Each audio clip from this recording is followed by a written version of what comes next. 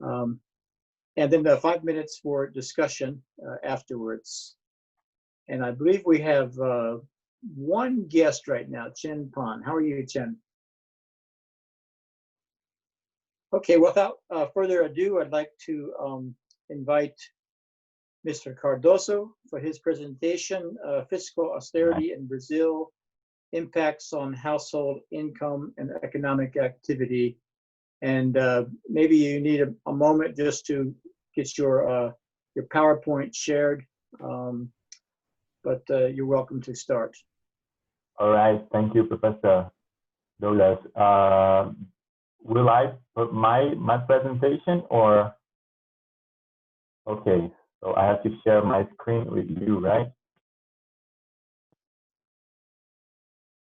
Yes, screen, okay.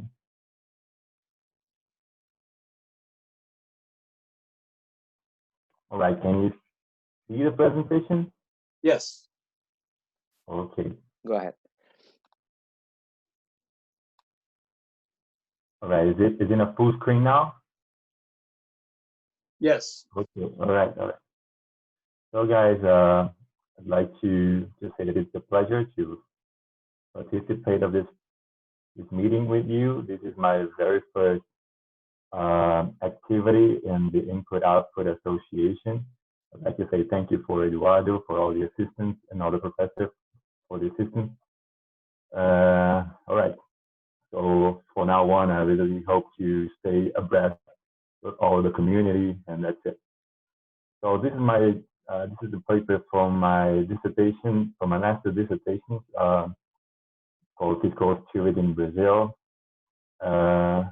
And it's made along with my advisors, Cardoso and Edson Dominguez. So the context of the research is the new fiscal framework in the Brazilian economy that at the end of the expansionist period, in the first decade of the 2000s, it resulted in an expansion of primary deficits and public debt, so which caused a drop in investment, and it took to the approval of the constitutional amendment, well known as the expenditure ceiling. So it started a new fiscal regime. So the objective of this work is to evaluate and compare systemic impacts of government consumption, considering education and public health as part of household consumption. All right. So, like the literature reveal, we had to be very pragmatic for the paper, but during the dissertation thesis, the dissertation we kind of developed more, but here we just focused on the expansionist austerity literature, the guys that emphasizes that fiscal consolidations might have an expansionary effect on the economy, and the other literature of austerity, that austerity may cause inequality and poverty. All right. So our methodology, we use a CDE model developed by my advisor Deborah on her PhD thesis. It's a CDE model with a database of a social accounting matrix.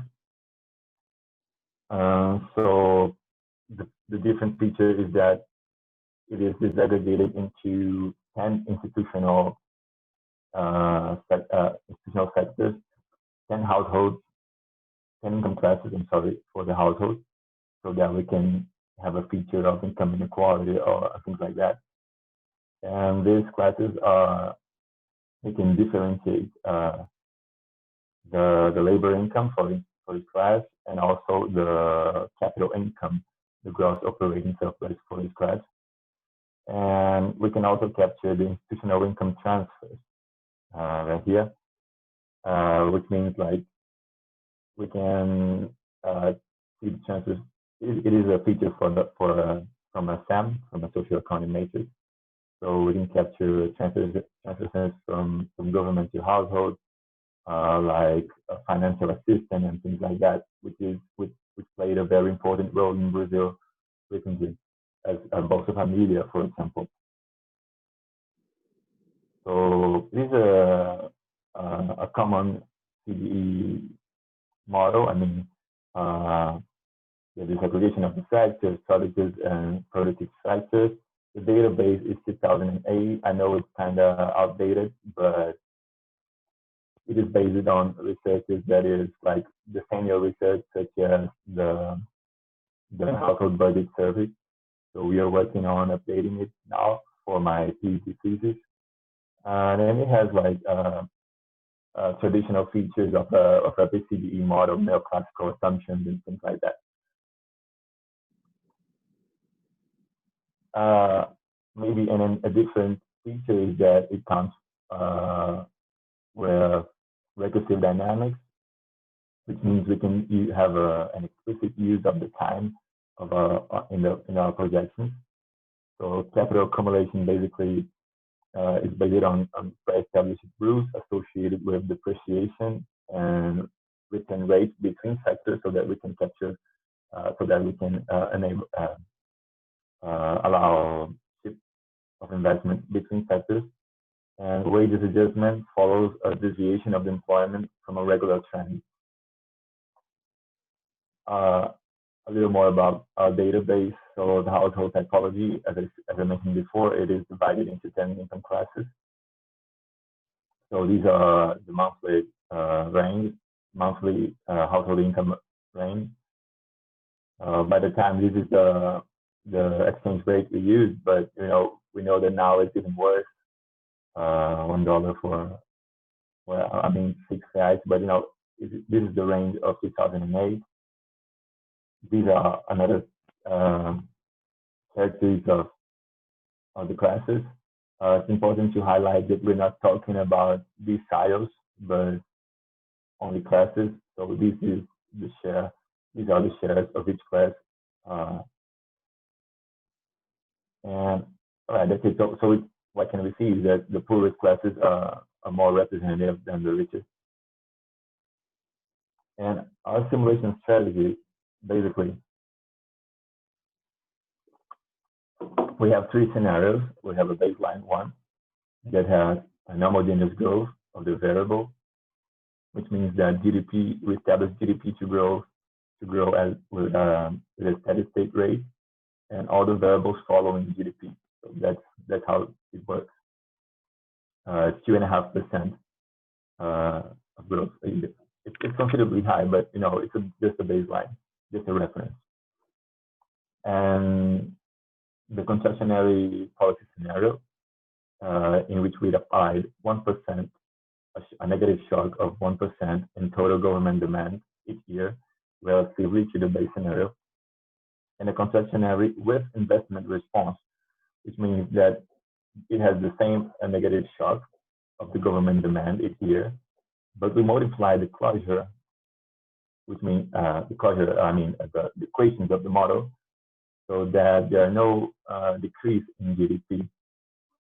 So what did we do? We set a GDP as an exogenous variable with no deviation from the baseline scenario in all over the projection. So, but on the other hand, we set a private investment to sustain GDP, so that this last variable does not actually decrease of the pyramid, as I said. So the investment will respond for that. So this is the swap we did, investment on place of GDP. So the results are that we divided into macroeconomic, household, and income distribution. So macroeconomics, the first group of variables. We can notice that there are no such difference between both policy scenarios, contractionary and the contractionary with austerity, with investment response, except for investment, of course, because in this scenario, investment plays a more important role. But and on trade balance, as you can see here, for exports and imports, because it is a shock on aggregate demand. So it influences the prices, the economy, so that it reduces exports in place of imports. So, but it's pretty much the same in terms of consumption. Oh, I'm sorry. It's basically the same in terms of consumption and investment and GDP. And naturally, government is quite below comparing to the baseline scenario. Some other macroeconomic variables, employment, there are no such difference between them, but it happens because of the real wage and intern prices, and the household income, again, not pretty different between the both policy scenarios.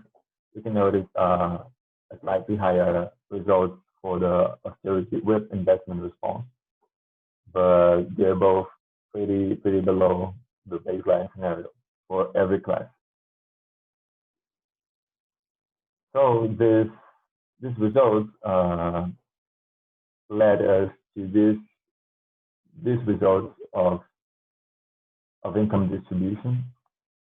So measured by the Gini index, we see that baseline scenario led us to a higher Gini index, which means a higher income inequality. So when we saw this result, we thought that it was kind of counterintuitive, because scenarios that government reduce its expenditure. How come the income inequality is better than? So basically, because these results are just reflecting. I'm sorry, because it's having a civil work on next door, so the noise might be interfering the presentation, but I hope you can hear me well. Can you hear me well? Yes. All right. Basically, this result means that with the austerity, basically the government stopped demanding workforce for the public sectors, and like doctors and professors and things like that. So decrease for the demand of this type of labor contributed to a positive result on income distribution. But it's like a false impression of this result. So we must consider the public expenditure and extended house income, which means we must capture the public consumption on households. So these are some of the references that have already worked with it, especially Atkinson. He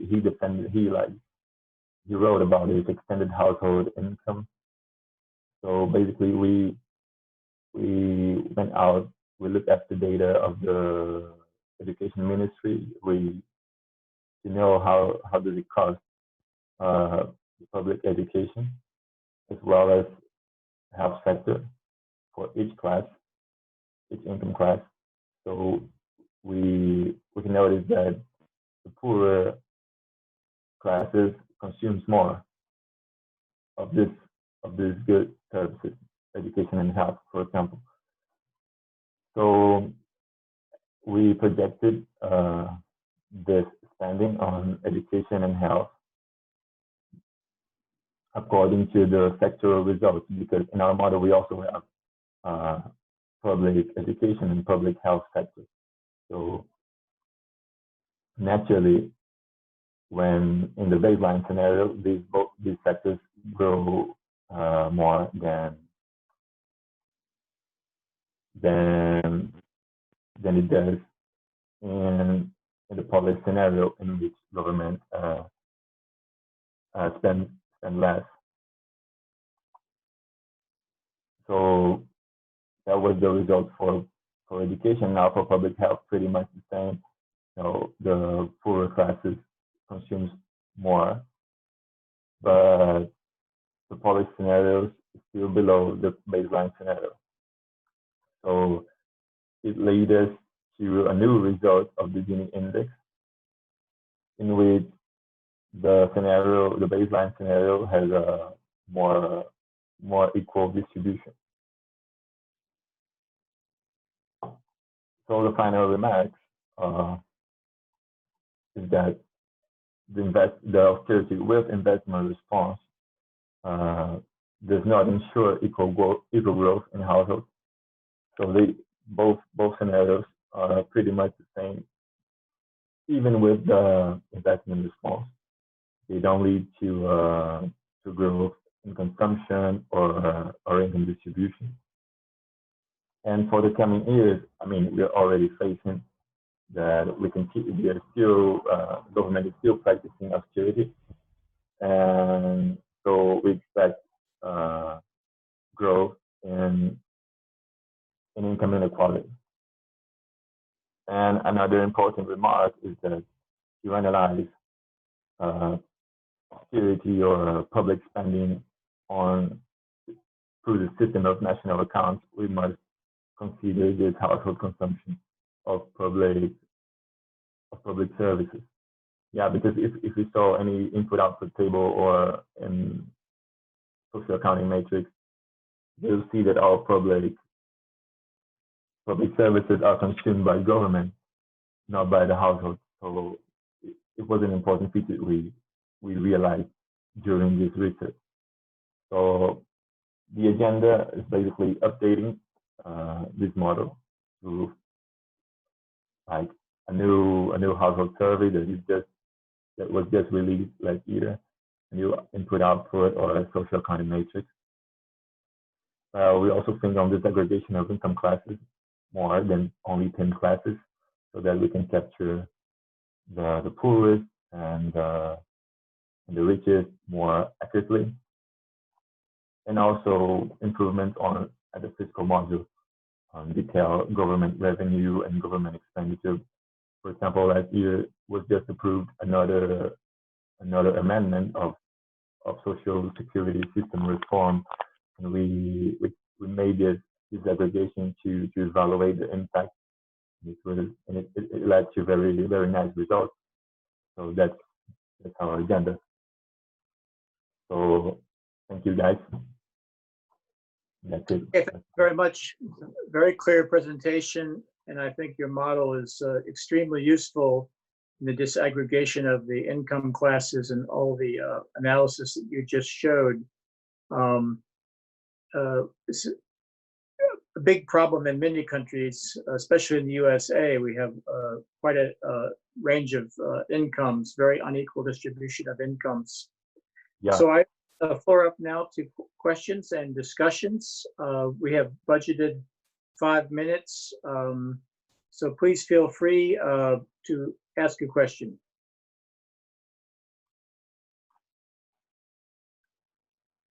And although there is a hand-raising feature of Zoom, I think our group is so small, why don't you just speak if you have a question? I see Antonio has his hand up, yeah. Thanks, Chair. I first want to congratulate the presenter for his presentation and his work. And I have a few comments just to raise the point, just in case it could be helpful for the future. First, I want to recall that in the EU, we have the experience that fiscal authority many times has much more impact than can be even forecast by models. And this is why, because the fiscal multiplier is not stable during crisis. We have learned that for example, with the Greek case, that the behavior of economic agents change during crisis. So the stability of the multiplier is not ensured. So it can be even have a more dramatic effect that models forecast, at least in the European case. Second, you have mentioned that you intend to look at the top of the income distribution using surveys. Well, it's well known that economic surveys like HBS or income surveys doesn't capture properly the top of the distribution.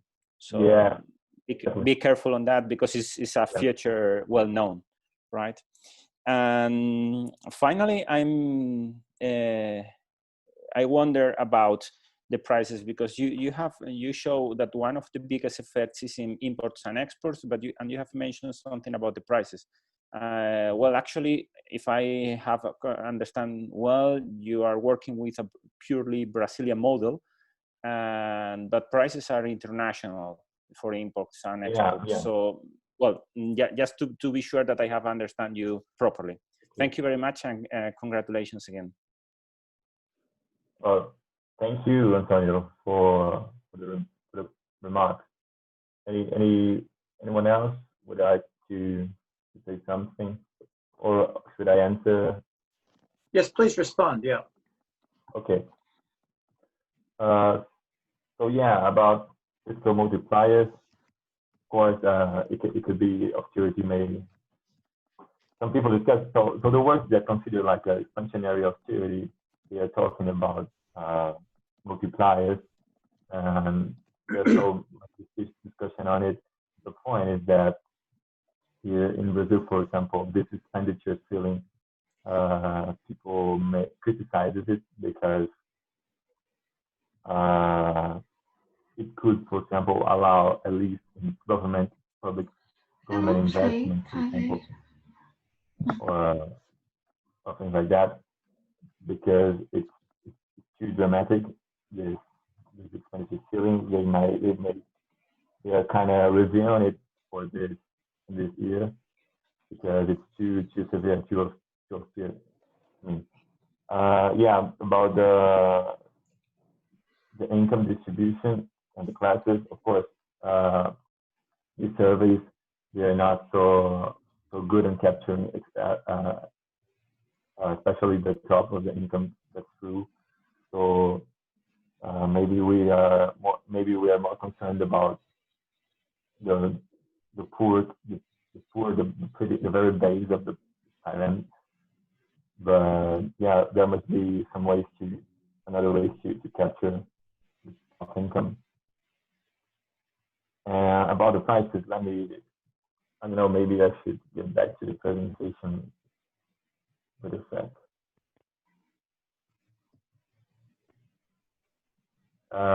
Yeah, as all CDE models, many of the CDE models,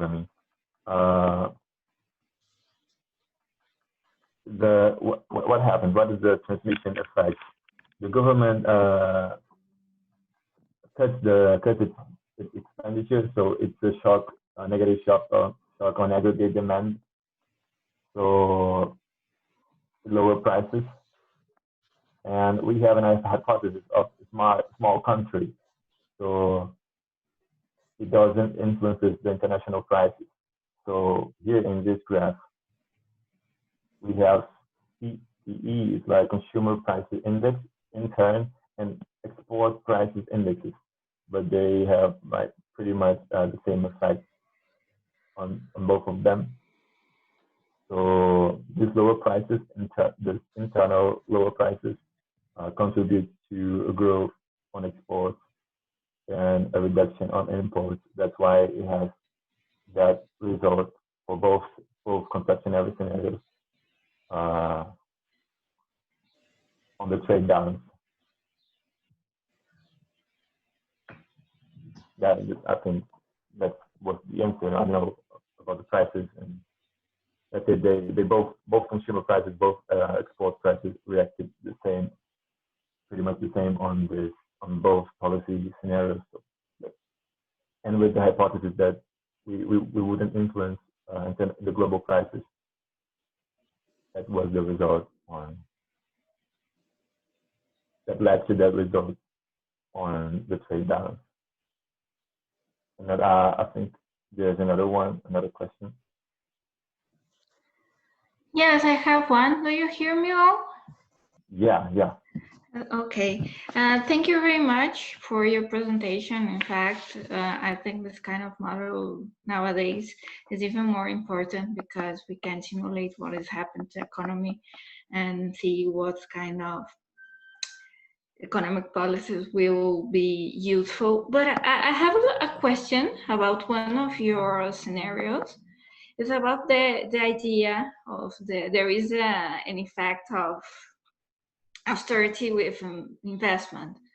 You're considering, I suppose, the hypothesis of the crowding out effect, in this case, crowding in, supposing that if really the government reduce or adopt some policies of austerity, we are going to have an increase in investment.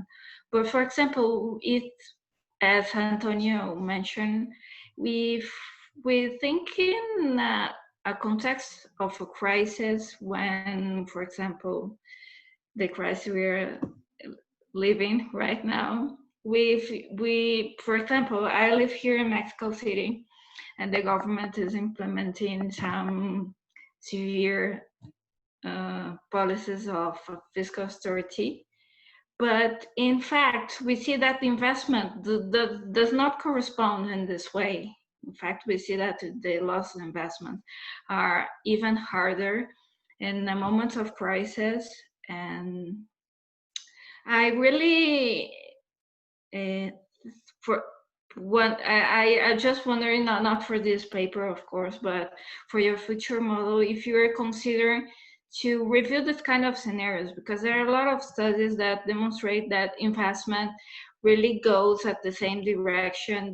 The private investment really goes at the same direction with the public investment, because in this kind of type of crisis, the public investment is kind of a lead of the investment. I really just want to know if you are considering taking this into account, or just like to see your opinion about this. All right. So you're asking if I sort of considering a scenario in which investment grows, or no, that goes for the same direction of public expenditure, right? Yes, because for considering theoretical empirical evidence, I really don't see a world where austerity is followed by increase in investment. It's usually all the papers, show that's the opposite that happens. Yeah, the point is that the literature that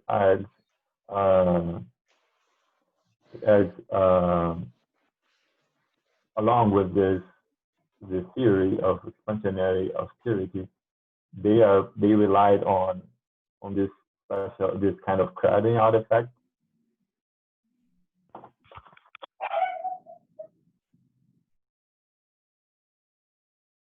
We don't hear you. I'm sorry.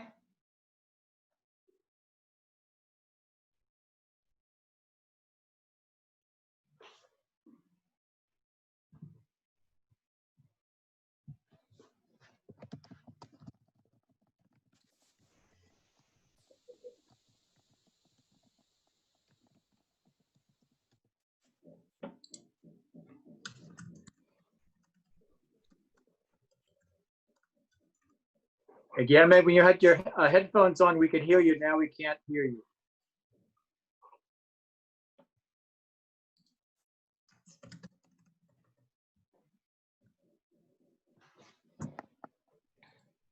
Okay, well, I think it's probably a good time to move on. Maybe we can get back to this question later, but I'm trying to keep us to our 80-minute planned schedule. We're a little bit behind.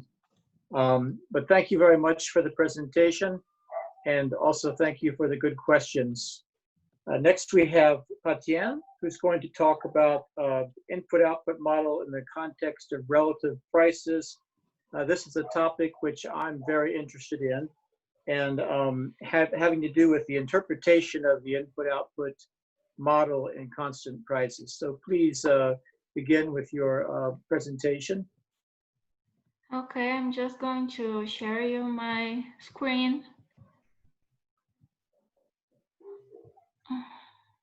Just a minute, because show here. There you go. Okay. First of all, I am very glad to expose some of the results of my PhD dissertation here. Also, I am very, very glad that Professor Mid is here because, of course, as he said, he's an expert on this topic. So I'm going to present you, as I said, some results of my PhD dissertation. As Professor Mid said, the name of this paper is just a small piece, a small part of the total study I did. Is about the implication of the deflation method for the technical coefficients. So I'm doing this work being some impacts in analyzing some Brazilian data also. As you may see, we are a lot of Brazilians here. So first of all, I want to introduce my motivation, why I want to present this work.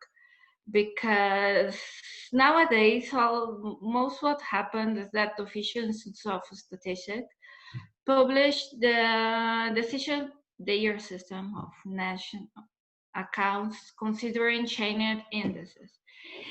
This led us the substitution of previous kind of ways statistics was done about considering the direct class pairs.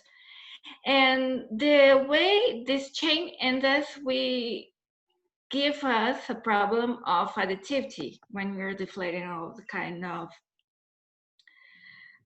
especially input-output matrix. I point out the additivity because in the price index stereo, this is a very important quality, and permits that the researcher aggregates and do some kind of operations that should be interchangeable. For example, a well-known example of this non-additivity problem in national accounts is when we are considering a demand side GDP decomposition, because if you deflate all the final demand components by your own deflator and aggregating them after that, we're not going to have the GDP deflated by its own deflator. And the change the root of the additivity is the change of relative price. Relative price is, for example, in economics, we are all used to the idea of deflating data when we are comparing two different periods of time. But when we are using multi-sector data, we also want to consider the relative price of this, because of course today in 2020 is not the value of computer today is not the same value of the computer in 2010, for example. So here we may need more or less if compared to another products like rice or any kind of that, there is a change of this relative price in the sectors. So my objective of this paper is to identify if the results of input-output technical coefficients change considering current or constant prices. And at the paper, I analyzed 4 situations: the current and constant price. I deflated all the information using the double deflation method, a well-known method in the literature, and also I compared using the volume units that is the same as I'm going to say to you in the next few minutes. That is the data when all the cells of the input-output model is inflated by its own deflator. So our central hypothesis considers that technical coefficient may be biased if a proper methodology is not employed to isolate the relative price effect, because it can overestimate or underestimate the importance of sector with increasing relative price or decreasing relative price tendencies in the economic. Also, I want to point that another part of our hypothesis is that some kind Latin American countries or other non-developed countries are more affected by the relative price change, because we have many episodes of fluctuation and exchange rate, inflation, and relative price may seem more, the strong of the relative price must be more important in this kind of countries. To do so, we present a version of the paper of the input-output model in the context of relative price. I will not be able to present you in full details, but Eduardo gently shared with also the papers. And at the paper, 2 exercises were done. First one is a hypothetical example with practical differences. It's a 2-sector, 2-commodity model, so it's very easy to understand the fact. And the second one that I want to share some results with you is the empirical application for the Brazilian economy between 2000 and 2017. The database I used were the input-output tables and current and previous year's prices that I estimate in my thesis based on the system of national account published by Brazilian National Institute of Statistics. And by this, we construct a series of in volume units, considering 2010 as a reference of the relative price.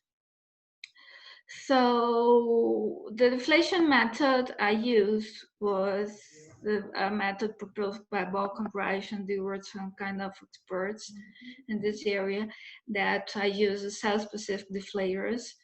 In fact, there are implicit price deflators, and the step of the deflation method was the first step, was eliminating the inflationary effect. So all the variables, all the tables and the input-output table was deflated by the gross output deflator. So all the information is based on 2010 gross output. So with that, we eliminate the inflationary effect. But the second step is to capture the change in the relative prices. So the relative price here we are calculating as the cell-specific price, implicit price deflator of each cell, and relate to the gross output deflator. And this step is important not only because we can capture the change of relative price, but also we obtain the additive property in this case of data.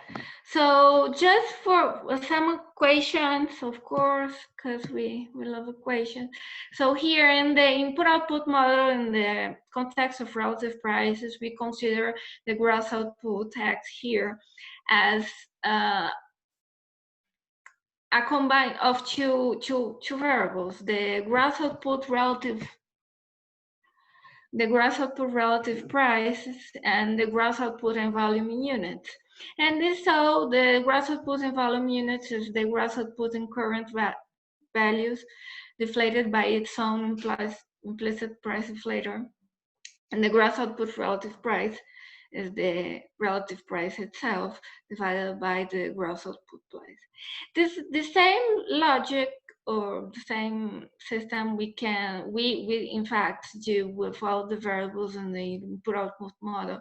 So for example, the intermediate consumption that I'm naming here, the domestic intermediate consumption that I'm using here, the UD, is we can calculate for the same part, a part of relative price that shows the change of the price of some product produced for in sector Y and demanded by sector J, divided by the gross output plus deflator. And the second one is the gross intermediate consumption in volume units, which mean that represents the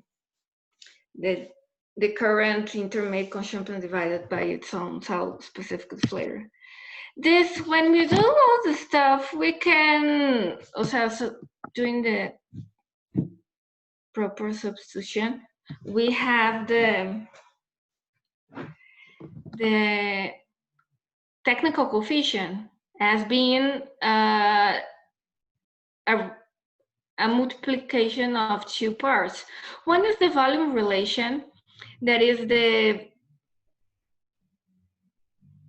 intermediate demand in volume units divided by the gross output in volume units, and there is a relative price here also. So it's not the same that we are not, also for example, most of authors consider, no, we can use technical coefficient without asking about some relative prices because it's a coefficient, but it's not totally true, because inside the technical coefficient, we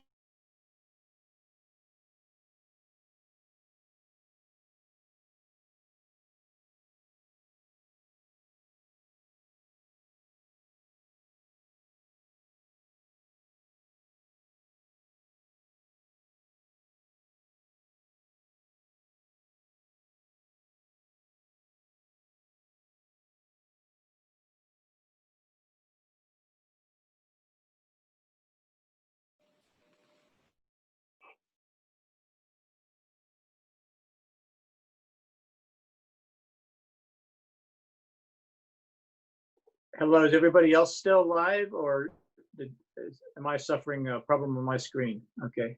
No, I'm here. We seem to have lost our presenter for the moment. Let's give her a moment to see if she can pick up her connection again. Okay.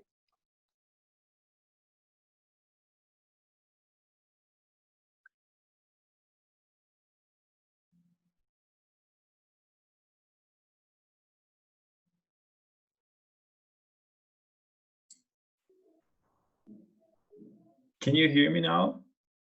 Yeah, we can hear you. There was something with my headphone. The battery ran out, and I don't know why. The microphone too. But now it's okay. Okay. So if you guys have time, after all the talks are done, if we had some further discussion, questions people would like to address, I think that's just up to us. We can pick up with the discussion you were having before you lost your. All right. Good.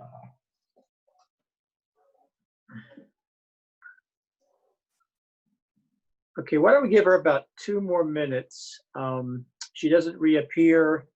Simone, I'd like to ask you to go ahead and begin, and then when she gets her connection back, she can maybe pick up after you're finished. But let's wait till I've got 1:42. Let's say 1:44, something like that. Maybe just a temporary outage.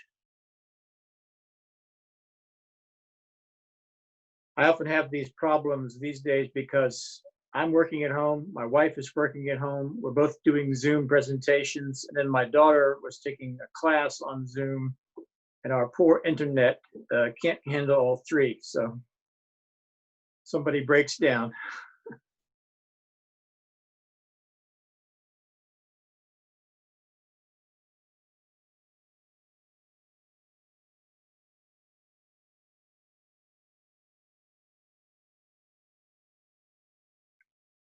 And she is calling in from Mexico City, even though she's actually Brazilian, right?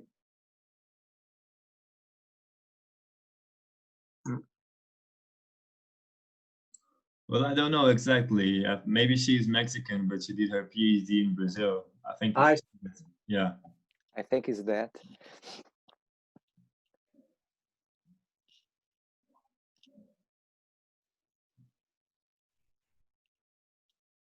But as she said, now she's in Mexico, right? Yeah.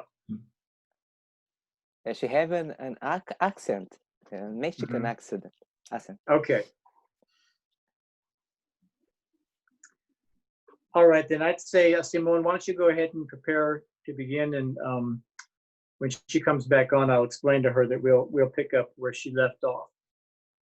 Okay, so I'm gonna go ahead and share my screen.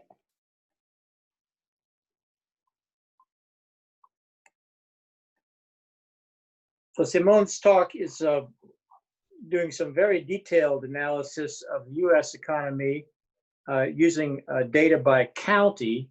And this explores a fascinating topic. It has to do with how relations of trade affect diversification and, you might say, developing of clusters of industrial output at the sub-regional level. And in this case, she's looking at U.S. counties.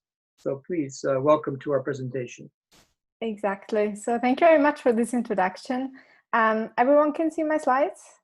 Yes. Perfect. Okay. So again, thank you for the organizers. I know there's a lot of work and emailing behind even organizing an online session. A lot of effort goes into it, and I really appreciate it. Thank you very much. So my name is Simone. I'm currently a PhD student at the Grand Sasso Science Institute in Italy. So I'm double grateful for this opportunity, because as a PhD student, not having now the chance to go to conferences and getting feedback really hits me. So these online sessions are very important. And yes, this paper is on the interregional input-output linkages and relatedness and their impact on regional diversification. Oh, okay. So this is a quantitative study, and it looks at the drivers of diversification in United States counties over the last 17 years, from 1998 to 2017, and tries to understand the relations among these variables. So relatedness, input-output linkages, and the emergence of new industrial specializations. So some background. First, what is regional diversification? And that's sometimes a bit confusing, because diversification refers to the development of a new industrial specialization. So it's not, it's just an addition of a specialization that is new to the portfolio of a region. And why does it matter? Well, diversification is important to keep developing the industrial base of an economy, to keep it renewed and broadened, and it's very important to avoid stagnation and being locked into a particular industry. And why do I look at that from a regional perspective? First of all, I'm doing my PhD in regional science, so I have to look at regions. But also with respect to diversification, it's important because regions tend to be less diversified than nations because they're smaller. So they tend to depend on just a few sectors and are therefore more vulnerable in case one of those sectors decline. And then another concept that I have to introduce is the concept of relatedness. So two industries, two sectors are related if they demand similar capabilities in terms of similar infrastructures, knowledges, skills, or technologies.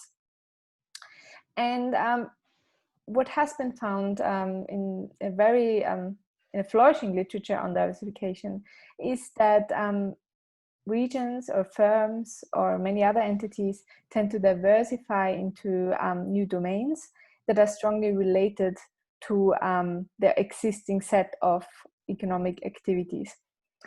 And therefore we can characterize diversification as a very path-dependent process that evolves from the existing set or the present capabilities of a region. However, regions occasionally diversify into new industries that are relatively unrelated to existing ones. This doesn't happen often, but it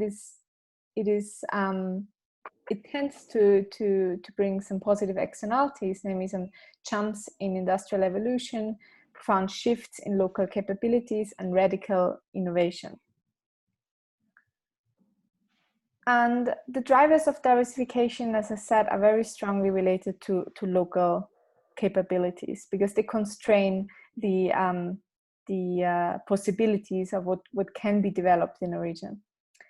But there are some strong reasons to believe that also non-local factors might play a role. So we know already that regional growth and innovation benefit from external knowledge, and the accessibility of external knowledge may also relax the effect of local relatedness, because knowledge that comes from outside of the region is more likely to be different from that what is already present. And regional connectivity can be a channel to reach different knowledge or to reach external knowledge. It's not knowledge itself, but it's a channel. And connectivity can be anything, can be commuting, can be migrant flows, foreign direct investment. But what I'm looking at specifically is input-output linkages, and that's why we're here. So I'm gonna go right to this slide. We already know that input-output linkages and interdependence of industries is a very important channel for knowledge creation and diffusion among industries. Firms in different industries have an incentive to share ideas if they have an input and output relationship, because they can both benefit from new product or managerial innovations, and therefore create a collective benefit. And this input-output relationships also enable something that is known in the innovation literature as exploitative and explorative search. And what is especially important for unrelated diversification is the explorative search. So for firms, for industries to be able to explore completely new knowledge domains and combine it with what they already know. So input and output linkages can be another vehicle for knowledge and capabilities to diffuse from one region to another, and thereby generate the opportunities for diversification, both related and unrelated. So the research hypothesis that I'm going to address in this work is firstly understanding whether interregional input-output linkages do have an effect at diversification in general. And the second hypothesis refer to whether they in particular affect unrelated diversification. So how do I measure regional diversification? First of all, I use employment data on the over 3,000 counties in the United States and 675 six-digit traded industries. And again, diversification relates to the entry of a new industrial specialization. So I first basically have to count industrial specializations. And for that, I'm using the location quotient that quantifies how concentrated a particular industry is in a region. The location quotient has a problem that there is, like, to understand what is the cutoff value, so that what value of the location quotient this can be counted as a specialization. So for that, I'm using a bootstrapping method and Patieene 2013, where we retrieve a cutoff value or at the 5% significance level for each single industry. And then this leads me to a binary dependent variable, where I get 1 if there is a new industry in a particular year, and 0 otherwise. And if I add up all the new industries, this is how the map looks like. So you can see massive regional differences among diversification, where some counties over this 17-year period only had 16 new industries, while others had up to 166 new entries. For measuring relatedness, I use a very common method in this literature, where I look at the co-occurrence of 2 industries, which is based on the assumption that the more related 2 industries are, the more likely they are located in the same region. And then I employ a density indicator to connect this relatedness to the regional specialization portfolio. Now the critical part. how to measure regional input-output linkages. So there are no input-output data on county level. So I'm using the national level. I use input-output data on 66 three-digit industries. And I don't have to explain you how an input-output table looks like, so I'm gonna skip that. And then I'm gonna reinterpret this input-output table as a network, which looks something like this. So you have nodes that are the industries, and then the input and output relationships represent the connections among them. They are directed and they are weighted. So this is the first step. And then I calculate different centrality measures. So centrality measures are used in network science to understand how important a node is in a network. In my case, it's how important an industry is in this network. So I have three different measures: closeness, strength, and entropy. And those three measures capture different aspects of centrality. So closeness and entropy are global measures. So they take the whole network into consideration, whereas strength is a local measure. For example, in this little graph here, you can see that node number 1 would be the most central node in a local sense, because it just measures, it adds up all the input and output relationships that one industry has to another one. Whereas closeness and strength, closeness and entropy takes the whole network structure into consideration and looks at the diversity of the connections. For example, node 2 here would be the most central one in a global sense, because it also looks, because node 2 here basically combines two network structures, this one and this one. And therefore it's much more strategically located within the network than number 1, even though it has fewer connections. It just has 2 connections, whereas number 1 has 4. So I calculate these centrality measures, and then I have to convert these measures into county level measures. And for that, I'm using county employment data to reflect, oh no, no update now, please. Okay, are we back? The local prominence of each industry. So what comes out, for example, is that the county with the highest extra-regional connectivity, or the most input-output connections, are Los Angeles for the closeness and the strength, and Washington, D.C. for the entropy. And then I have a very simple econometric analysis where I use a logic model and 3 different specifications directly to the results. So this is for hypothesis 1, where I try to understand the effect of the regional input-output linkages on industrial diversification. In the first specification, I also only have the relatedness density, so the relatedness. And what I can see is that it's positive and significant. So I'm finding what already many papers before me found, namely that regions diversify into new industries that are strongly related to those industries that are already present. Now, when I add step by step the centrality measures, I also find that they're positive and significant, which suggests that the input-output relations of a county to another county indeed impact diversification. So the probability that a county specializes in a new industry is positively related to the centrality of the county.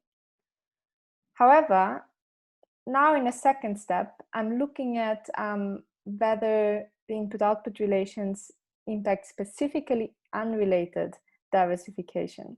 So I'm interacting the relatedness variable with the centrality measures. And what I would hope for is that this interaction term is negative, which would suggest that the more central a county is in terms of input-output relationships, the less likely it is to diversify into a related industry. And this is exactly what I see here in the case of the closeness centrality, as well as the entropy centrality. So it's negative and significant. However, this is not the case with the strength. So as I mentioned before, closeness and entropy are global measures, whereas strength is a local measure, just adding up all the direct connections. So what this would suggest is that what matters isn't just being somehow connected with another region in an input-output sense, but also how strategic these interconnections are within the whole input and output network. And quite the opposite, if you're just connected strongly with other regions that are not strategic, it might actually have the opposite effect, meaning that you are more likely to, the region is more likely to diversify in a new industry that is strongly related to the existing set. I did a bunch of robustness checks, and they basically confirmed the main results. So as a conclusion, just to highlight again, the study aims to understand the relation among relatedness, input-output linkages among regions, and industrial diversification. And I have three main results. So the first one is that indeed counties diversify into strongly related industries, but that also the centrality of a county matters in terms of the input and output relationships, which would suggest that there is indeed some knowledge transferred by the trade relationships among industries. And most importantly, I think that is a very interesting result, is that the impact of relatedness is weakened if local industries are strategically interconnected within the input and output network. So it matters not just that you are connected, but how you are connected. Of course, this work has some weaknesses in some directions. So my network centrality measure, for example, also captures in some part interconnectedness within counties. I'm assuming this is not a big problem because counties are very small, so they trade a lot with each other. I'm also assuming that knowledge and capabilities diffuse through input and output networks, but I'm not actually looking at how this is happening. And an interesting question that would come out of this work is understanding also the relatedness between the local knowledge and the external knowledge that is coming in. Is it really unrelated? So thank you very much for your attention, and I'm looking forward to some feedback and suggestions. Okay, thank you very much. We have about 5 minutes for questions, comments, suggestions.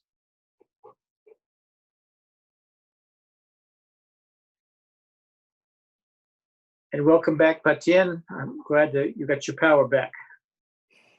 Thank you, and so sorry for leaving the session without announcing. So when you were offline, I mentioned to the others, would it be okay to let you pick up where you left off? So after we're done with this discussion, Okay. if you want to go to the slide you were last on, we can continue your presentation. Okay, thank you very much for the comprehension. I do have a question, Simone. Also, I think Antonio has a question. Oh, I'm sorry, Antonio, you go ahead. No, but you have shoot before, so go ahead. Oh, no. Well, then just to say first, congratulations for this massive data work, because county level sounds astonishing. Just a couple of comments that has popped to my mind while watching your presentation. First is that how, if you need to answer just for comments, if you want to further develop it, how does this relate with theory of most important coefficients, these old papers that establish which were the critical coefficients? You have mentioned that the centrality, which coefficients, how strategically these relationships are. Okay, maybe it could be interesting to relate that to these theories of most important coefficients. Mm-hmm. And secondly, you have mentioned that you use an input-output table with 66 industries. And I have wondered why, because in the US you have tables with much more industries. So to somehow detect new industries, the more disaggregation, the better, because main industries can appear within each of the 66, right? And you can maybe not trace them, right? So, but I'm sure that there is a reason for that. So that's why I would like you to explain. Thank you. Thank you very much for your comment. I'm gonna answer immediately. So yeah, thanks for the suggestion about elaborating more on the most important coefficients. I'll gonna think about it.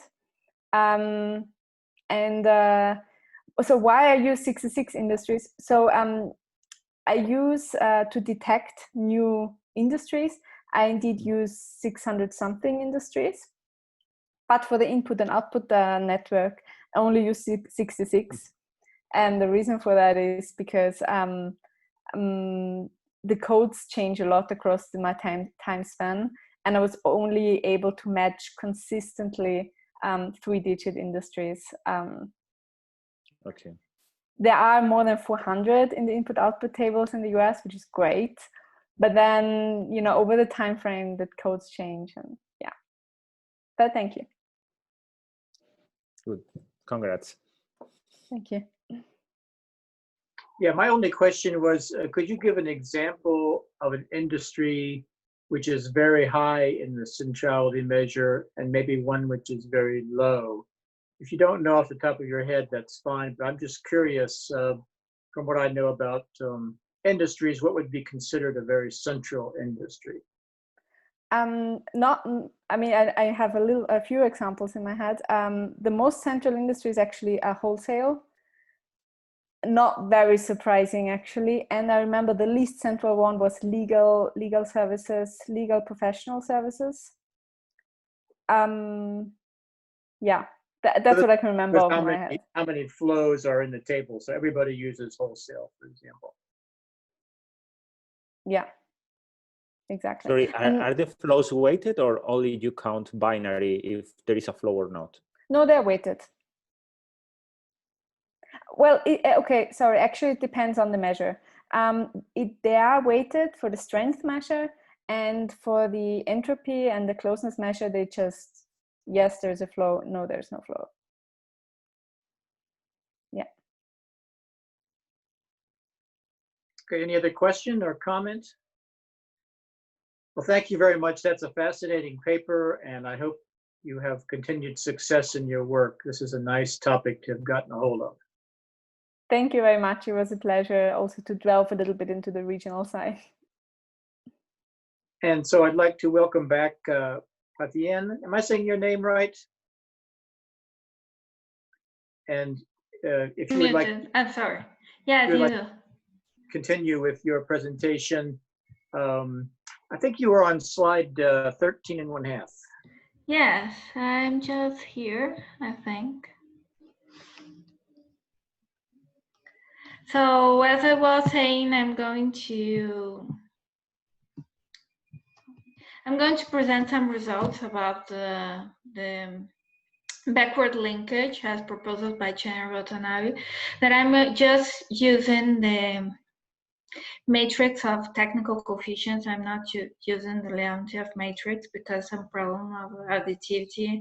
I'm still working how I can do this in this context, but in the paper I analyze the difference between the three cases, current and constant prices, because the constant prices I use here is the same. The technical coefficients, as you can see at the paper, we have the same technical coefficient, double inflation, and volume units. In fact, I'm not going to focus much at the double inflation case.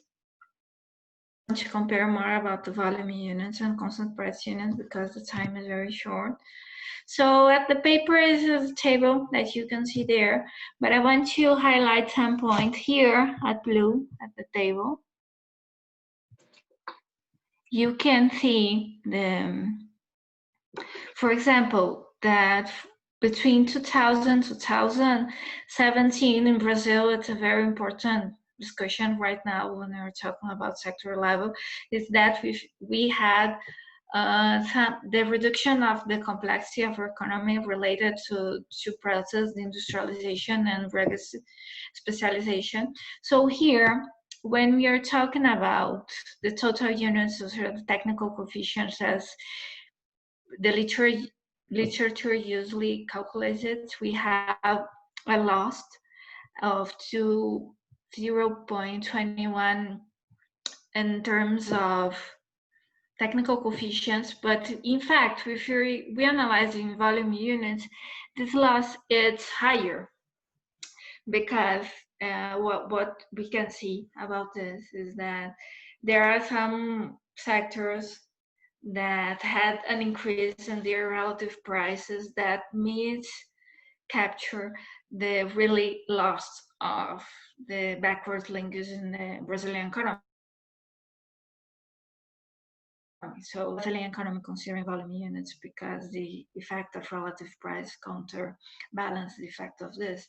In fact, if we analyze which sector, for example, for the whole period 2000-2017 were responsible for this loss, we can see that, for example, the traditional manufacturing industry, the chemical, the non-metallic mining, the metal extraction, and the part of manufacturing industry related to transport was the one of the highest loss. And also and this loss was kind of counterbalanced by the fact of relative price. In fact, in the world, since the interest of China, there is some alright papers that analyze that there is a loss. There is a reduction of the relative price of industries because of the interest of China and the world producing very much at a very low cost. Also, I want to highlight, for example, a very important period for the Brazilian economy and for 2000-2008. So that was a period where the Brazilian exchange rate appreciated very much, and this led for one of the consequences of the Brazilian economy was the expansion of our imports. So, for example, here, not considering this effect of the total units, we are going to have a reduction of 0.41, but in fact, in volume units, considering all the variables deflated by their own deflator, we have a loss even higher. So this is a for the Brazilian economy, very serious situation, because we also knew that we had some loss at the Brazilian economy, complexity and something like that. But it's even worse if we take apart the relative price. And this effect has many consequences. For example, there is sector that even change their sign. For example, if you consider between 2003 and 2008, the manufacturing industry related to fuels may have an increase in their backward linkage, but in fact in volume there was an increase. So it's very important how to observe this, taking account the relative price. For example, the extractive sector is one most affected by fluctuation about commodities and stuff. We observed between 2003 and 2008 there's a reduction in their backward linkage.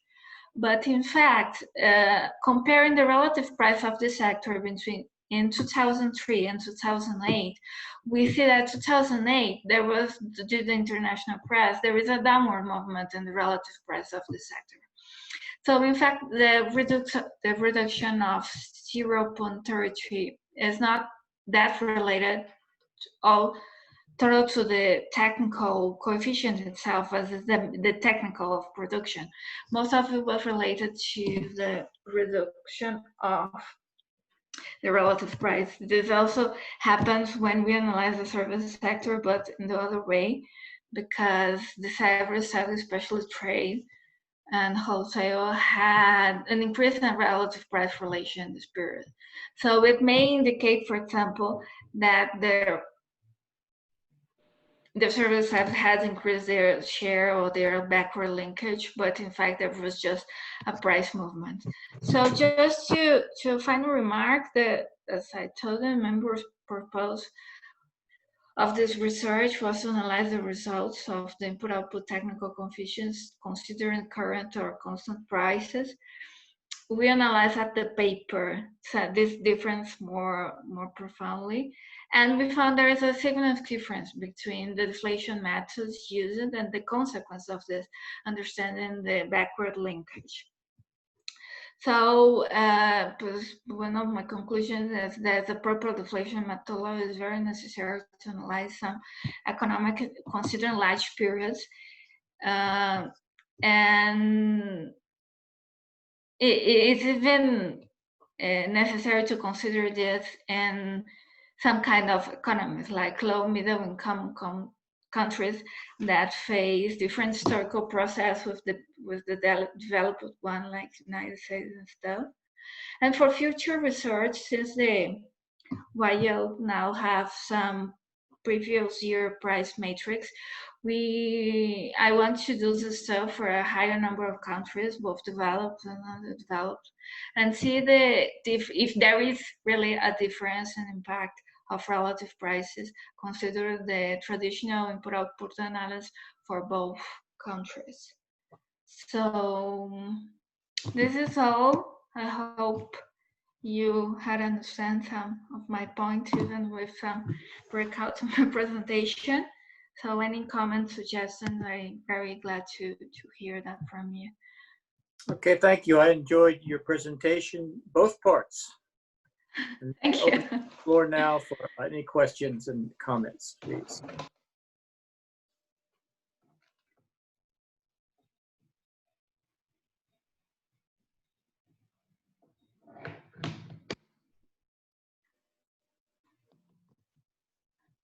Okay, I had one question.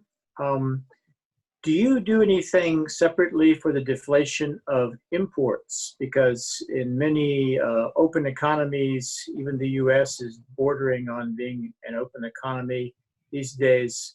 We find the price movements of domestically produced goods and services and imports move quite differently. Have you thought about handling the import prices separately? Yes, in fact, the Brazilian economy that I said has all the information for the year that published input-output matrix. We have a separate matrix of imports goods valued at domestic price in Brazilian reals. So this helped me to use the same methodology using this data. So I used the same approach since I was able to calculate the implicit price deflators, since I have the imported matrix, both final and intermediate consumption, valued at the current prices at previous year's price, but as also they are estimations that I did of this matrix, because we only have input-output matrices in Brazil in the years that are ending 0 and 5. So we had 2010, 2015, for example. So I had to complete all the series of some kind of estimation with the data that they publish at supply and use tables. Okay, thank you. Any other question? I think Antonio have one. Antonio.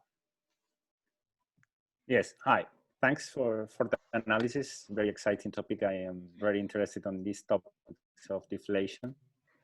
Right, so I just wanted to highlight for you a paper that might be of your interest. It's a paper of Temur-Shoev and Dietzenbacher in 2014. Yes, I know it very. Right, and this is somehow the idea is to deflate or not to deflate, right? Maybe you know it already. Yes, I do. In fact, I pointed it very much, and it's one of my suggestions, because there they use this analysis for a switch economy with very, very, very different from the Brazilian one, with so many changes of exchange rates, inflation rates. So my point with compare is really the same thing, because there they point, the results are almost the same. There is no any substantial difference considering one deflated one or not deflated one. So based on that paper, in fact, I was questioning myself. For Latin American countries, is it the same we can have? So, but thank you very much for. And second is that how these methods of deflation relate to the method that is recommended by the recently published new handbook of input-output analysis of the United Nations. The recommended approach there is to use the so-called H approach by Sanjeev Mahan, right? Basically, they advocate that the deflation should be done at the level of supply and use tables, right? And not deflating directly the input-output table, but deflating the supply and use tables and then deriving a new input-output table in previous year prices or a base year price, right? So not sure how this relates, but given that this is the recommended practice by international statistical agencies, maybe it would be relevant that in the paper you explain how these methods relates, if they are the same. In fact, or it's not. very related. It's a very good, important point. I'm very glad you brought it, because I was not able to talk about this at the presentation. In fact, when I'm doing the deflation method, and also when I'm doing the estimation method, I use the supply and use table as a start. So I am also considering this as, I think this is very important, because the aggregation matters. So for example, as I'm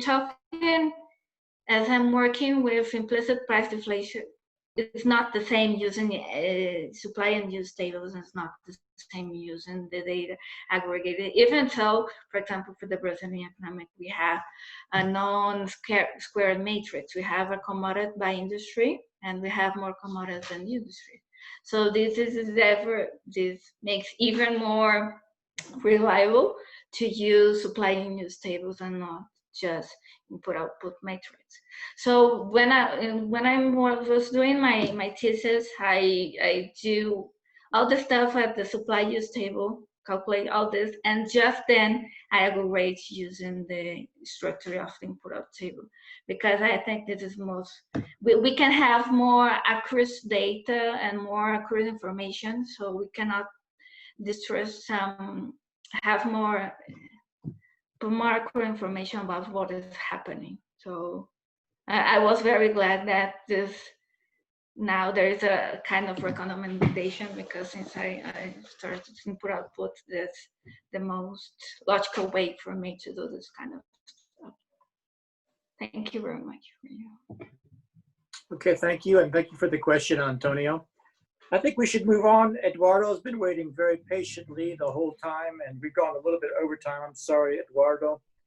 But I read your paper with great interest. It's looking at global value change, both internationally and then within Brazil, and particularly focusing on the regional differences within Brazil, which is a fascinating topic. So please begin, Eduardo, when you have your presentation ready. Thank you for the presentation, Professor. I'm going to share my screen. Let me see. Can you see the presentation? Yes. Yes. Okay. Thank you. So I'm going to present. Okay, this is a working paper. Okay, it's not finished. It's the first version. So suggestions or comments are very welcome. Okay, to qualify this discussion. So a little presentation, okay? My name is Eduardo. I'm PhD student in development economics and in applied economics with focus on regional studies. Also has Simone. The preliminary title of this presentation is Uneven Integration in Domestic and Global Value Chains, okay, the role of functions in value-added trade in the Brazilian regions. The outline of this presentation is very standard, okay? I will begin with the motivation and finish with the conclusions. So, the motivation, okay?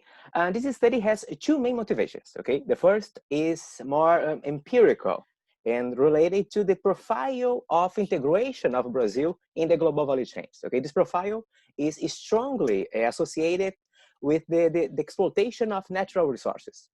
And this can reduce the opportunities to regional development inside the country. The second motivation is more theoretical, okay? Because the most studies of global value chains focus on or a country level analysis or a company level analysis. So these studies ignores the subnational component of argumentation. What happened inside the country? How are the domestic value chains inside the country, between the regions of the country? However, this national evidence reveals only a part of a process of argumentation. And we cannot understand the real interdependence between what happened inside the country and the relation with the profile of integration of the country in the global value chains. So the aim of this study, okay, is to explore the subnational foundations of the value chains in terms of the functional specialization in Brazilian regions. For that, we adopt a multi-scale analysis, okay? We consider the interaction between subnational chains and global chains. And and our approach is based on the concept of the spatial division of labor. Because look at the functions of the labor market, we can see with more details the local content from each region there is embedded across the networks. So, but why Brazil, okay? We consider two main reasons to justify the case of study. The first is the market size, okay? Brazil is a large country and has a large domestic market. And in terms, the second point, or the second reason to justify the case is related to the regional inequalities of the country, okay? Brazil follows a core periphery pattern, okay? The country has 27 states and only 4 states in this macro region here, the Southeast, concentrated on average 66% of the national GDP. And we call these states of the core of the country. And in terms of the export orientation, these states follow a different export-based growth model, okay? In the peripheries, is most evidence the share of the exports by the regional GDP. So this is, the peripheries are more dependent of exports to their growth. In terms of theory, we consider in this study a multi-scale analysis, okay? This interaction between what happened inside the country and the relation with the connection of the regions in the global value chains. So, but why is important to consider these two levels of scales? Is related to the existence of the regional inequalities. And these inequalities, okay, is a result of difference in terms of the technological and local knowledge bases across the space. And these differences reinforce a core periphery pattern within a country. So at the moment that we look for the functional perspective, okay, we include a new source of specialization of the regions based on the local assets of the regional labor market. And in terms of the core periphery model, we have two main hierarchies in terms of the functional in space, the division of labor in space. we have at the top, in the first orders, large urban centers with large agglomerations and the concentration of high level of skills in the labor market, and consequently, high level of value added created and transferred across the networks. And in the lower order in these hierarchies, we have regions based on the exploitation of natural resources and labor market with a low level of skills and a low level of value added created and transferred across the networks. So in terms of the methods, okay, in this study, something talk, the chat, someone talk something? No? No, I don't hear anything. Ah, okay. So, in terms of the methods, okay, in this study, okay, we calculate the bilateral trade of value added. We operate the concept of TIVA, the trade in value added, from each region of Brazil to other regions, and of each region of Brazil to the global markets. And our approach is based on the method of the hypothetical extraction method proposed by Professor Loos in 2016. In terms of data, okay, you use an interregional input-output model for Brazil, okay, with the base year 2011.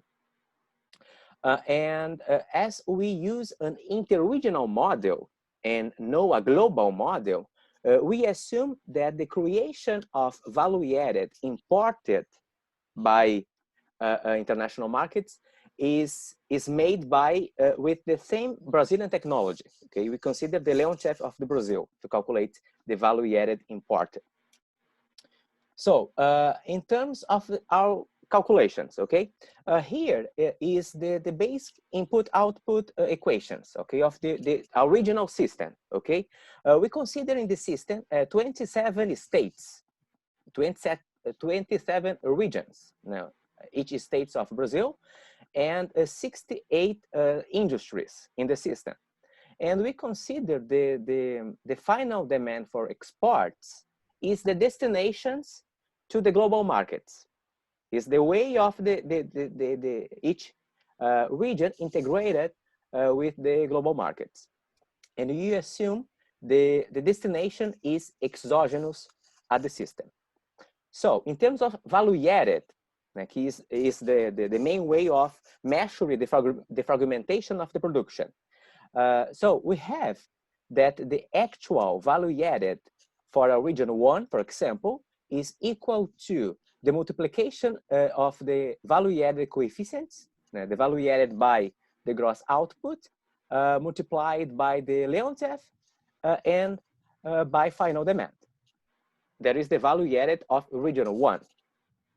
So applying the method, we suppose an hypothetical world where the region 1 does not export to another region N. Okay, our interest here is to see the bilateral trade. Okay, suppose region 1 does not export to region N.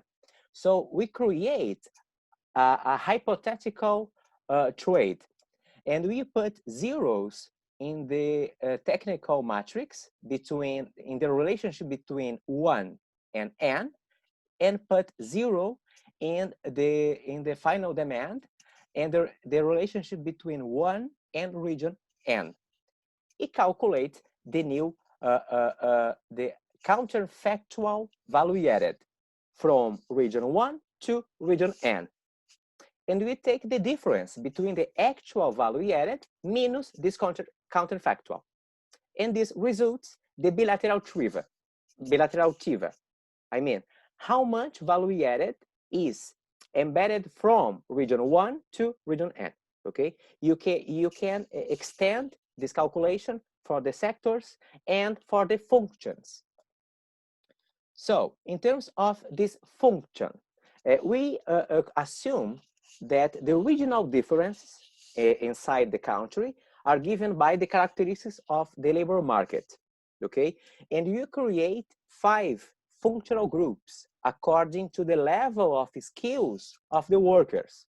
We have low skills in the first quintile and occupations with high skills in the last one quintile. And with these differences, with these groups, we have 5 functional groups representing the characteristics of the local market. So to calculate the functions in TIVA, we break down the value-added matrix and consider the share of income labor for each region, each sector, and each functional group, and replace matrix B by a matrix of value-added considering 5 functional groups. To identify more differences in the labor market, we disaggregated the occupations by the company size, by industries, and separate the exporter companies and no exporter companies using the firm level data from the Ministry of Economy in Brazil. In this table, we see the difference in terms of the average of wages, and more skills, more wages as expected by the size and by the no exporter and exporter companies. So the results. In these 2 maps, okay, we see the dominant flows in terms of the domestic value chains. Here is the interregional flows of value added inside the country. And we can see in this first map, the dominant position of the core, mainly in the state of São Paulo, in terms of the concentration of the all trade and value added inside the country. And in this map, we can see also 2 intermediate regions. Here, Rio de Janeiro, also in the core, and here in the north, we have the states of Amazonas that assume an intermediate position, and all other states assume dominated positions. In this second table, we exclude São Paulo, and with that, we have new regional hierarchies created in the space. Actually, in each macro region, okay, at least one state dominates the local value chains. So the regional matters in terms of the local value chains inside the country. In this table, we see our multi-scale analysis. We see the distribution of the value added by states, by macro regions, and by destinations to the domestic market and to the international market. The main message here is that a higher value added is destined to the domestic market. Brazil is a closed economy. But if you look the states of the core, just 4 states concentrated 68% of all value-added trade inside the country. And the core is also more oriented to provide to the local market and no to the global chains.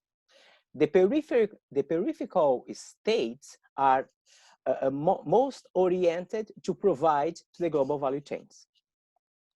So to show the regional differences in terms of the local content embedded in trade, we calculate 3 indexes based on the idea of the location quotient.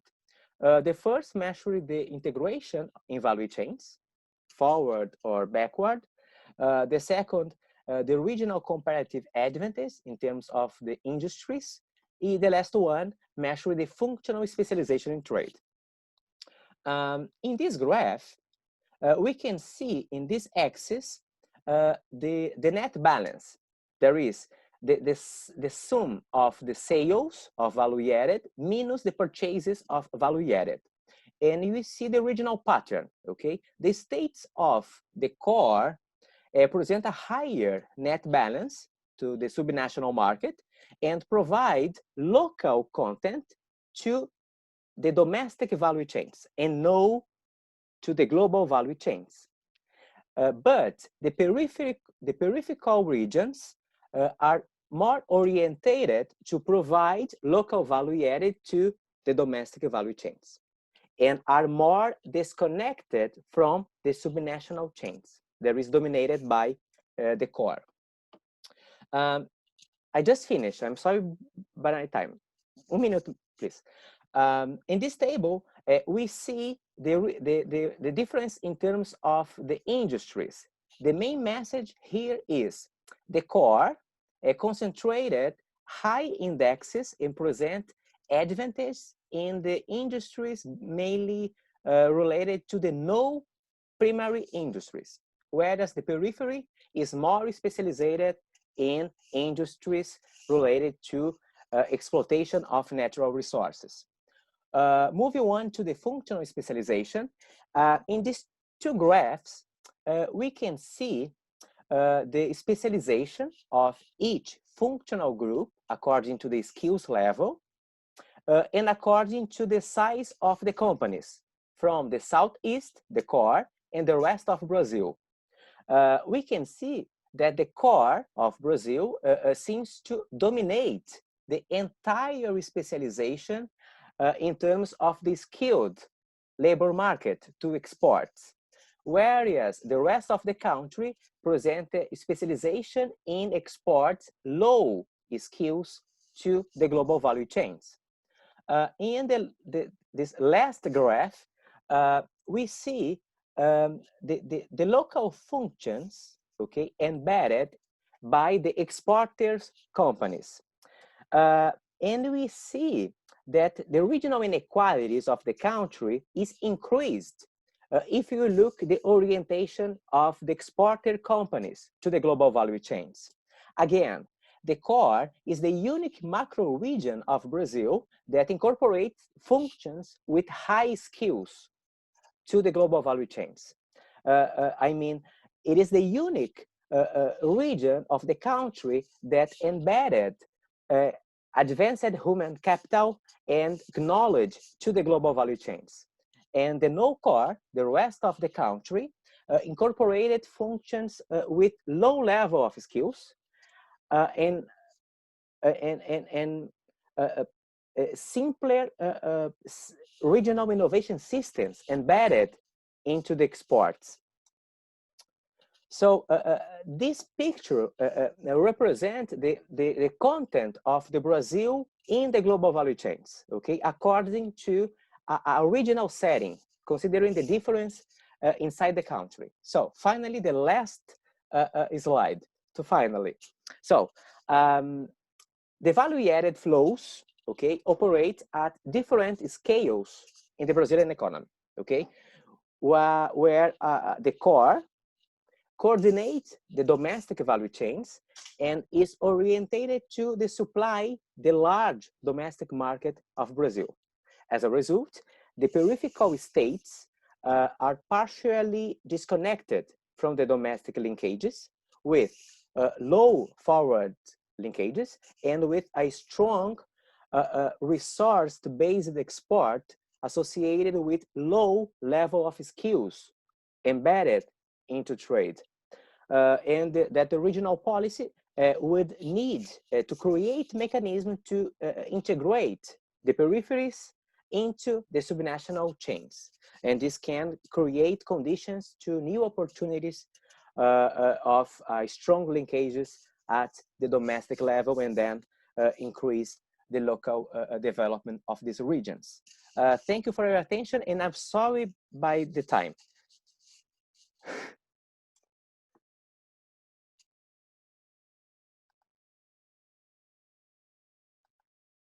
I'm sorry, I passed 4 minutes.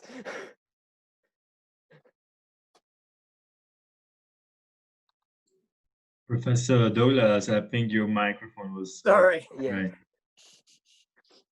Any questions for Eduardo? Yeah, my dog was barking very loud, so I muted myself. No problem.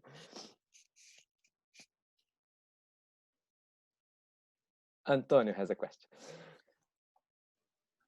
Hi, Eduardo. Congratulations for the work. I think it's very interesting. I have a question because I'm not sure if you are talking about TIVA or about value added in trade. TIVA, as I understand, is, let's put it simple, is like a footprint. So it's the effect of final demand on the trade. But you are talking about exports. So I think that actually what you are talking is not TIVA, but value added in trade, which is the value added that is embedded in the exports, right? Yes. As I understand it, this is value added in trade, not TIVA. With TIVA is from the other side, from the side of the final demand, right? Not from the side of the exclusively the exports. Right? Maybe you want to revisit it and so on, but just for clarification, because these two concepts are usually switched. And well, I think that for trying to publish it, I mean, it's a very simple semantic thing, but can create you issues. I hope Thank you not. for your comment. We consider you use an interregional system, okay?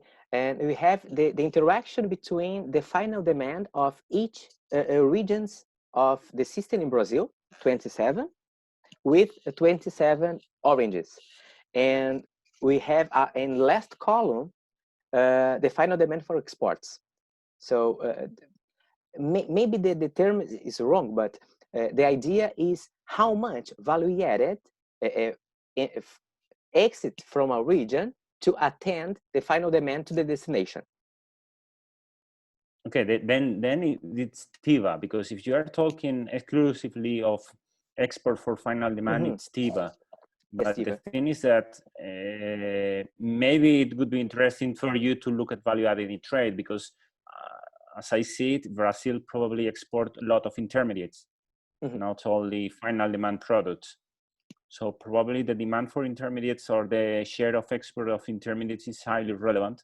So, well, I would give a think to see if actually for you, for what you are trying to show, for your research question, it makes more sense to look at the value added in trade. So this is, I mean, the term that shocks the Leontief inverse, let's say, is not the final demand, but it's the exports.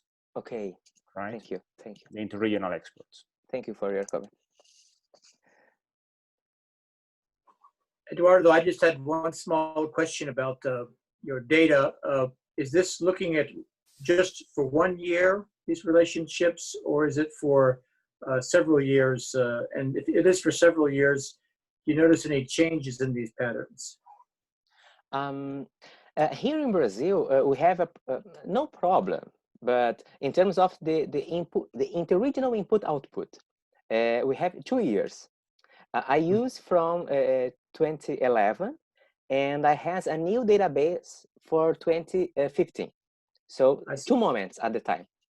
Just I don't have more metrics to consider. Because it might be interesting to see how these relationships are changing dynamically. Yes. Mentioned in the paper about how the core has been the core in Brazil for a long time. Yes. But maybe there is some further development of the outward regions going on. Yes.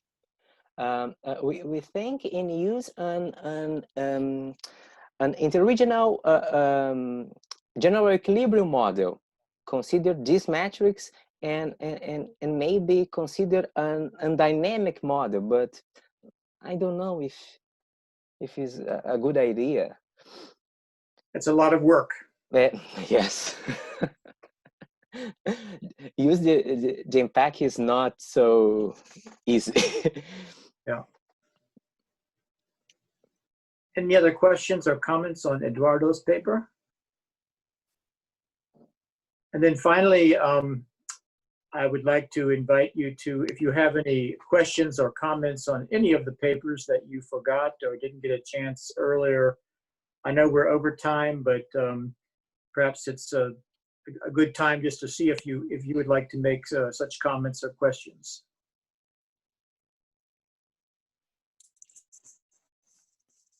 Okay, well, this has been a wonderful session and very nice to get to know all of you. And I hope to see you in person soon, but I'd say Zoom is also a great tool, and I'm glad we had this opportunity. So have a nice afternoon and enjoy your time off now. You can relax.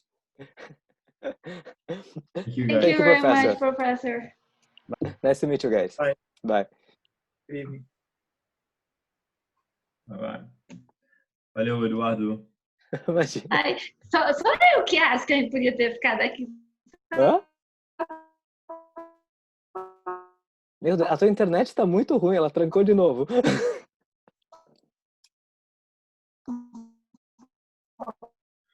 Tu escuta ela, Guilherme, só eu que não. Não, acho que